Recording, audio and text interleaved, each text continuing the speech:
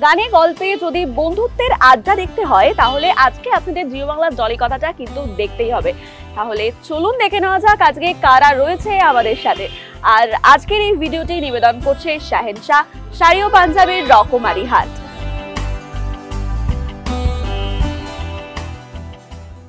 Riddhi, Surangana, Ritabrata, welcome to jolly কথা।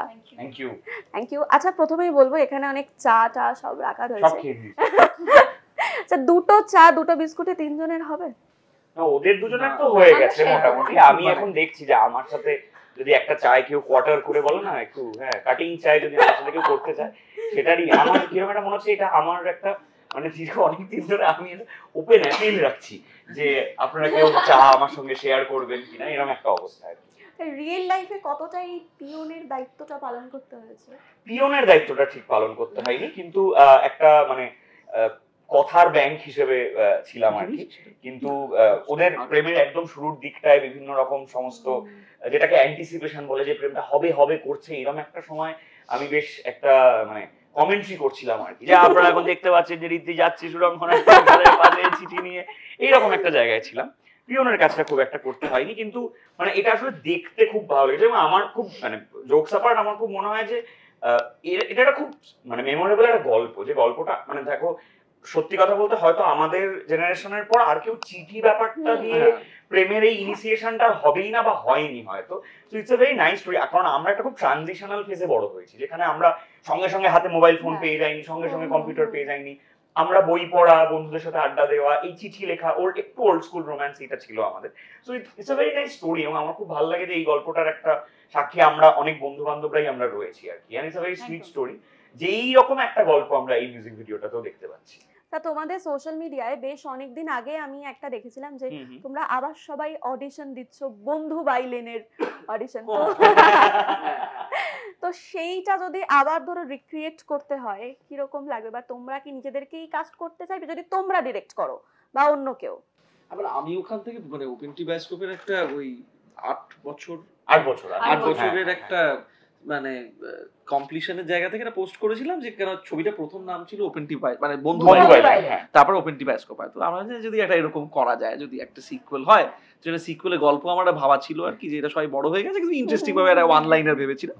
তো সেটা করতে গেলেও আমার মনে হয় যে আরো 3-4টে বছর যাওয়া দরকার, আমাদের বয়সটা আরো একটু বাড়া দরকার। কিন্তু আমি এখনো মানে আমরা ড্রপিং দ্য আইডিয়া যে ওপেন টি বায়োস্কোপ কি সিকুয়েল একেবারেই হতে পারে না, হতেই পারে যদি অনিন্দ্য দাস সেটার একটা সহমত দেন, এবং সেটা অনিন্দ্য দাকেই করতে হবে আর কি। মানে আমরা করলে কখনোই হবে না, সেটা আমরা অভিনয় করব কিন্তু অনিন্দ্য দাকেই করতে হবে সেটা। সো ওপেন টি বায়োস্কোপের পর এখানে আবার তিনজন যখন একসঙ্গে এই মিউজিক ভিডিওটা এলে কেমন ছিল এক্সপেরিয়েন্সটা?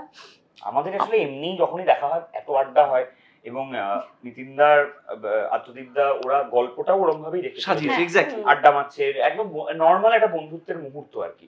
তো সেখানে আমরা প্রচুর আড্ডা মেরেছি এবং সেটাই ক্যামেরায় ক্যাপচার। মানে আমাদের কোনো পরিশ্রম করতে হয়নি, না লাগাতার কিছু করতে হয়নি, আমরা মানে বসে আড্ডার পর আড্ডা মেরেই যাচ্ছিলাম।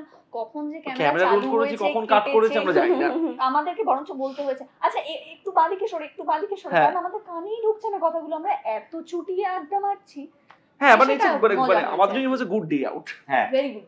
আমি একটা জিনিস দেখলাম, যেটা মিউজিক ভিডিওর এন্ডে দেখা গেল, যে তুমি ঝাঁপিয়ে ওর কাঁধে উঠছো, আর আমার যতটুকু মনে পড়ছে ওই একটা তোমাদের ফুটবল খেলার যে সিন ছিল উল্টোটা হয়েছিল না? ও একবার এটা আমি একটা সিনে দেখেছিলাম। না যেটা হয়েছিল যে আমি ওপেন টি বায়োস্কোপের শুটিং এও ট্রাম থেকে পড়ে গেছিল, সেইটা একদম বন্ধুচল গানটাতেই আছে, আর রাখা হয়েছিল ওই শটটা। তো আমার আসলে পড়ে যাওয়ার একটা কোনো একটা ইয়ে আছে, ও শটে এসে ঝাঁপ দিয়েছে, ব্যালেন্স সামলাতে না পেরে পড়ে গেছি, আর সেটাও বিরলে রাখা আছে, সেটা খুব বেশ মজার আর কি। আসলে আমি এটা বোধহয় ইউনিভার্স আমায় বলছে, আমি সামলাতে বারবার পড়ে যাচ্ছি আর কি বিভিন্ন ভাবে। মানে কি সেটা কি প্রেমে না? হতেই পারে, বলা যায় না, আই ডোন্ট নো।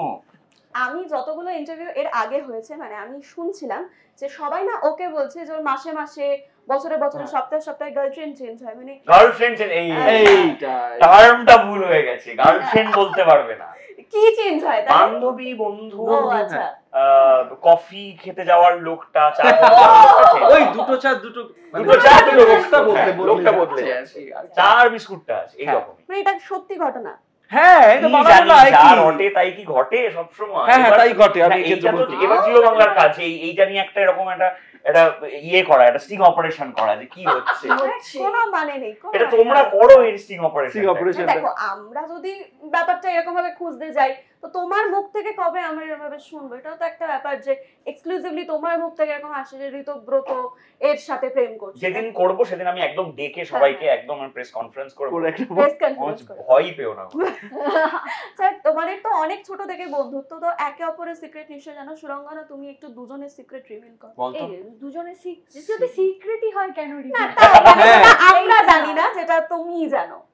না গানেই আছে কোনো বন্ধুত্ব আজও অটুট বন্ধুত্ব। এখানে সিক্রেট বলে দিলে বন্ধুত্বটা একদম তুই কোনো হ্যাবিট বল যেটা কেউ জানে না। হ্যাবিট তো নানান রকমের আছে, যেমন একটু আগেই কথা একটা হ্যাবিট হচ্ছিল যেটা যে কেউ কিছু জানে না, সেটা হচ্ছে ঋতব্রত যেমন 4 দিন পর একটা মেসেজের রিপ্লাই দেয়। আজকে ধরুন একটা জোক পাঠালাম, সেটা 4 দিন পর হাসলো, ঋতব্রত রিঅ্যাক্টেড টু ইওর মেসেজ বলে একটা হাহা স্মাইলিশ। আমি সেখানে নেই, আমি জানি না কি জোক পাঠিয়েছিলাম, আমি ভুলেও হয়তো গেছি ততদিনে, তারপরেও রিপ্লাই করছে। যেমন বৃদ্ধির একটা হ্যাবিট আছে ফোন না তোলার, কিন্তু এটা আমি ওকে ব্লেম করতে পারি না, কারণ আমার সেম হ্যাবিট আছে। ফোন ওরিয়েন্টেডই হয়ে গেল সবারটা। সবারটাই ফোন ওরিয়েন্টেড হয়ে গেল, কারণ ফোনটা এখন তো আর জীবনের থেকে আলাদা রাখতে পারি না। সুরঙ্গনা আমি একটা বলছি, এটা কেউ জানে না, সেটা হচ্ছে সুরঙ্গনা বিভিন্ন সময় একটা মহাজাগতিক জায়গায় চলে যায়। মানে ধরো তুমি কথা বলছো, কথা বলতে বলতে সুরঙ্গনা কোথায় এটা চলে গেছে, ওকে আবার এইদিকে এইদিকে এখানে ও হঠাৎ করে ব্ল্যাঙ্ক আউট করে যায়, জোন আউট করে যায় পুরো। ওটা কি জানো? লিলুয়া কারেক্ট। এটা বলা যাবে না, এটা লিলুয়া ফেজ আছে ওটা। আমরা ব্ল্যাঙ্ক আউট কোথায় এটা চলে যায়, এটা হ্যাঁ আবার লিলুয়া। আমি না এমন না যে আমি খুব দূরে তাকিয়ে থাকি, আমি এখানেই আছি। হ্যাঁ ও তাকিয়ে আছে, কিন্তু তোমার দিকে তাকিয়ে থাকবে, তুমি বুঝতে পারছো না। ভুল প্রশ্ন করব, মানে যে প্রশ্নটা এখানে আসতেই পারে না। মানে ধরো প্রশ্নটা হওয়ার কথা হচ্ছে কে, আমি কিন্তু করব কবে। হ্যাঁ এই যে প্রশ্নটাই এখানে আসে না। আমি এটা আমার ভীষণ একটা ভয়ঙ্কর। আমি একটু অন্যদিকে যাচ্ছি। আচ্ছা এখন নয়, বহুদিন ধরে ওই বাংলা সিনেমার পাশে দাঁড়ান কোট আনকোট যে স্লোগান সবার মধ্যে, দর্শকদের মধ্যে, অভিনেতাদের মধ্যেই থাকছে। এখন তো একদম অন্যরকমই বেশ আমরা সিনেমা দেখতে পাচ্ছি। ঋতব্রতর একটা আমরা দেখলাম সাদা রঙের পৃথিবী। তো তোমরা কি বলবে, মানে এই স্লোগানটার কি সত্যিই খুব দরকার? না আমার তো মনে হয় না। আমার মনে হয় বাংলা ছবি কেন, যে কোনো ছবি, নাটক, সিনেমা, গান, সেটা যদি ভালো হয় দর্শক, সেটা আমরা বরাবরই দেখেছি যে মানুষ এমনি দেখেন, সেটার জন্য পাশে দাঁড়াতে বলার কোনো দরকার নেই। আমরা তো সত্যি চ্যারিটি করছি না, এটা কোনো রকমের আমরা বলতে পারি না কোনো ওয়েলফেয়ার অ্যাক্টিভিটি করছি যেখানে আমাদের সত্যি সেরকম সাপোর্ট দরকার। সাপোর্ট কেন, আমরা একটা গল্প বলছি, তো সেটা যদি সত্যি মানুষকে ছোঁয় তো ভালো, আর যদি না ছোঁয় তাহলে মানে 100% অধিকার আছে সেটাকে রিজেক্ট করার, নাকচ করার। কিন্তু আমরা বরাবরই দেখেছি যে কোনো ভালো কাজ সবসময় মানুষ নিজে থেকেই সেটাকে গ্রহণ করে নেন, আর যেটা ভালো না সেটাকে অগ্রাহ্য করে দেন। যেখানে সাপোর্টের প্রয়োজন সেটা আর কি মানুষজনের কথা বলছি না, সেটা আমাদের ইনফ্রাস্ট্রাকচার, সেটা হয়তো মানে প্রোডিউসারদের কাছ থেকে, সেটা ফাইন্যান্সিয়ালি, সেটা অনেক রকমের ডিস্ট্রিবিউটরদের ক্ষেত্রে হতে পারে। কিন্তু সেটা এমন না যে মানুষকে সেই দায়িত্বটা না পাশে দাঁড়ান। আমাদের দায়িত্ব হচ্ছে কাজটা ভালো করে প্রেজেন্ট করা, এবং সেটা করার জন্য যাদের যাদের সাপোর্ট চাই সেটাই ইম্পর্টেন্ট। এমন না যে বাংলা ছবির পাশে এসে দাঁড়ান, সেটা ইজ নট দ্য পয়েন্ট। একদম। তা তোমাদের তিনজনকে যখন পেয়েছি আর মিউজিক ভিডিও যখন তোমাদের আসছে, একটা ছোট্ট করে গান শুনতে পারি? হ্যাঁ আমরা তো গায়ক নই। নিতিন দা এইবার এই মানে এই গানটা যেহেতু যিনি গেয়েছেন মানে তারই গাওয়ার সাজে আর কি এই গানটা। এই গানটা না হলেও অন্য কোনো গান আমরা যদি একটু শুনি তাহলে তো আমি বিশ্বাস করি আমাদের যে ডেজিগনেটেড সিঙ্গার সেই গাইতে হবে। একটু গেয়ে দিই। সুরঙ্গনা।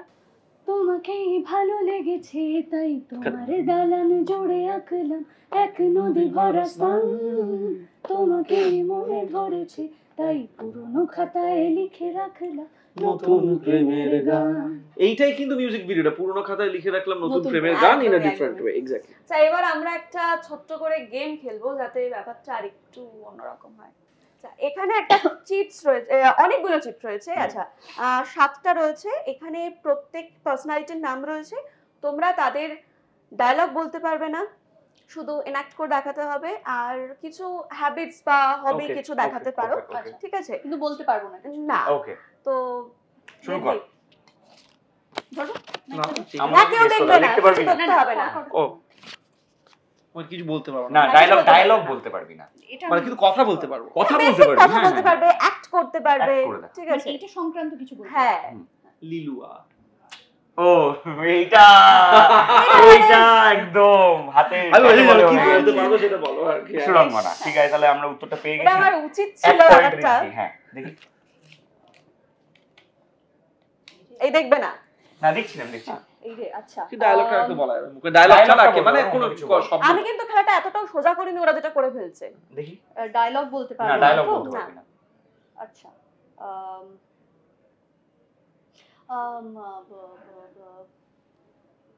পুরব খুব মনে করছে বুমবাদা ও লাভলি এইটা টু মাচ ইন্টারনাল কোঅর্ডিনেশন এবার কাকাই হ্যাঁ ও এবার আমি আচ্ছা ও রিদ্ধি আমি বুঝলাম না মানে এটা কি হলো ঠিক করছে হ্যাঁ আচ্ছা কলিয়ারি বেল্ট এটা পারবো না এরকম রাজর্ষির এই মুহূর্তে খুব প্রিয় একটা ছবি যেটা আসতে চলেছে মির্জা না রাজর্ষি খুব প্রিয় ছবি কলিয়ারি বেল্ট নিয়ে খাদান হ্যাঁ দেব হ্যাঁ ও খাদান হ্যাঁ এটা বলা তো আমি বুঝতে পারবো হ্যাঁ খুব সহজ কিছু শুধু মুখটা দেখি হ্যাঁ না বুঝতে পারছি না দ্যাট ও ভাবছে কোন হ্যাবিটটা দেখাবে কোন হ্যাবিটটা দেখাবো হ্যাঁ, কোনটা কন্ট্রোভার্সিয়াল হবে না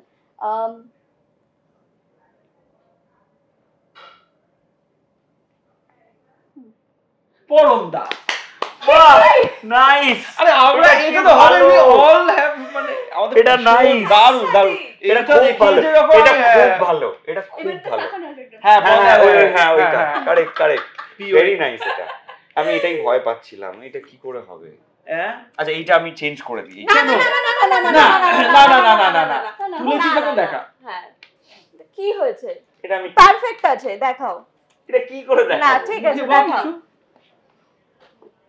আমার মনটা 3 BHK ফ্ল্যাটের মতো তো ঋতব্রত আমার আগে আমারই চিট পড়েছে এ আমার হাতে। বাবা চল দেখি BHK ফ্ল্যাটের মতন মানে খুব বড় মন খুব বড় মন এটা তো আমার ও মাই গড এইবার দেখা ও মাই দেখা গড দেখা দেখা 1 2 3 Anjan Dutta I am so happy এটা দেখেছো খুব ভালো আমরা উই ওয়ার উইশিং অঞ্জন দত্তকে আমরা চাইছি একদম শিরপুরটা আমি খুলে দেখা যায় দিস ও নেম একবার দেখিয়ে দে।